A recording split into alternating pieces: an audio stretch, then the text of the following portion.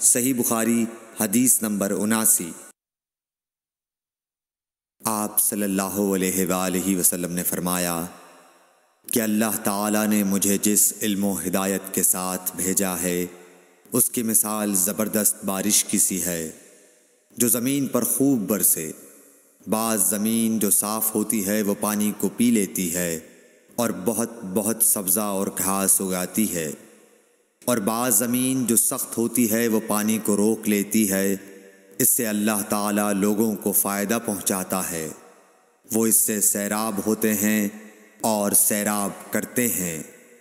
اور کچھ اور زمین کے بعض خطوں پر پانی پڑتا ہے جو بالکل چٹیل میدان ہوتے ہیں، نہ پانی روکتے ہیں اور نہ ہی سبزہ اگاتے ہیں۔